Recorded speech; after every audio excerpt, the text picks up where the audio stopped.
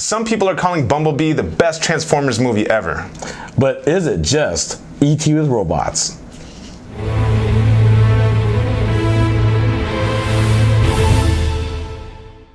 With Bumblebee, you have a movie directed by Travis Knight that is, like you said, it's kind of like, E.T. skinned with robots. I mean, how do you feel about that? I mean, it's an 80s throwback.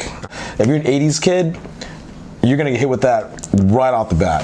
As far as the cinematography goes, I appreciated the fact that this wasn't a Michael Bay, flip you upside down, turn you sideways type of movie. So fortunately, the moviegoers will be able to hold down their popcorn on this one. Now, you can't watch a Transformers movie without talking about the transformations. And I really enjoyed how they changed it up this time around. It wasn't so much, oh, you only saw certain parts, or the camera, it pans from bottom to top and you have no idea what's going on. They actually pan out a little bit, and the transformations are actually there unfolding in front of you. They're super cool, they're fast, much better than the previous Transformers movies. There was a really cool part, where Bumblebee resembles the actual toy. Pleasantly surprised when you see the old school Bumblebee toy on screen in real life. This character of Charlie Watson, played by award-winning actress Haley Steinfeld, this is a girl who really encapsulates, like I said, that 80s rebel.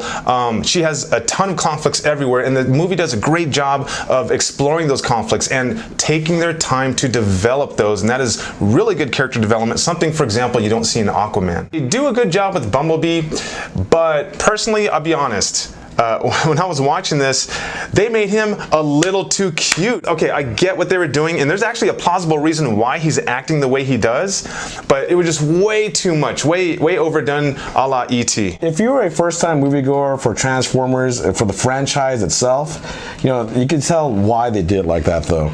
It's more inviting for the kids. So you have to remind yourself, and you can't really take this movie too serious. Okay, when you first walk into it, you got to imagine yourself that one time again, going back in the time of the 80s.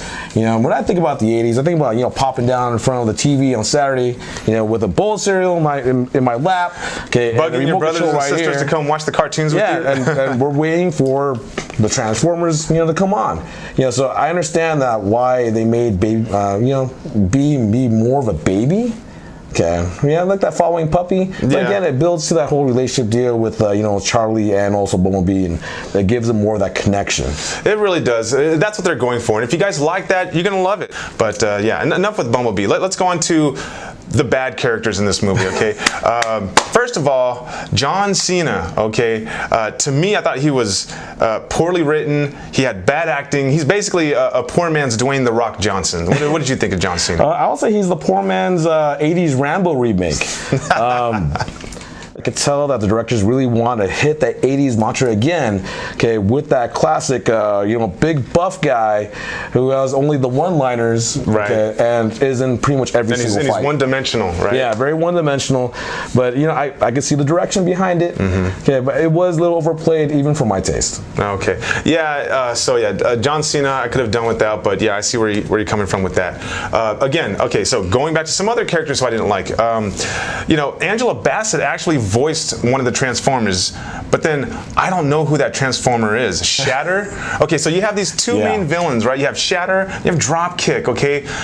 I understand this is a prequel, but come on, give us some Transformers that are more like A-list, villains. I understand you don't want a Megatron in there, but give us some other ones like Starscream, for example, and have more Soundwave. Right, yeah. Who the heck are Dropkick and Shatter? Yeah, and also going back to the whole thing about the trailer. How the trailer can be very misleading. Because when you look at the trailer, you get pumped up to see a lot of your childhood memorable, Transformers out there, and we get these two that we didn't even know who they were for the longest time in the movie. They do let you know that this is more of a feel-good, heartwarming story, but I can't help but feel, though, at times a little fooled by the trailer, because they make you think that you're going to see a lot of these, Generation 1 Transformers like Soundwave, for example, but this is kind of a spoiler, guys, but you'll thank me for it. You only see those robots for the first 10 minutes of the movie, and then they're gone. But I can say that the action was very tasteful. Okay, going back with the whole, we saw everything from whatever's moving was moving. Okay, and it just made it that much more enjoyable because you saw endless, seamless transformations during battle scenes. So I think that's one thing that you're going to really enjoy. Great point. The soundtrack in here was very much 80s. You have a lot of the Smiths. You have Sammy Hagar. You have Aha. You have DJ Easy Rock and Rob Bass. Yeah, so it's very much 80s for you guys there. So those of you guys who are 80s kids, this is probably a good one to download. Yep. And now the moment you've breathlessly been waiting for, our real ratings. Mark, I'll go ahead and start off. This movie, it's a movie that you guys should go to watch. It has a lot of heart to it. If you're looking for tremendous action, you might be a little disappointed. I was kind of in the middle. So for that, we don't have a 0.75 rating. So I'm going to bump this up to a solid 4 reels. And for myself, I have to agree with my partner here, Lenny.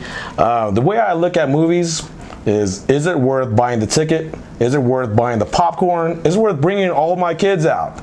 I would say yes. I would also give it a solid 4. It is worth the money. Definitely a good one to watch, guys. So that basically wraps up our review of Bumblebee, guys. As always, keep the conversation going in the comments below. Let us know how this movie ranks for you, and of course, let us know whether you agree with us or not. Don't forget to hit the like button. Right down over here. That's right, the subscribe button, guys. If you want to get notifications, hit that bell button. And as always, giving a shout out to the Alamo Draft House, the best place in town to watch movies.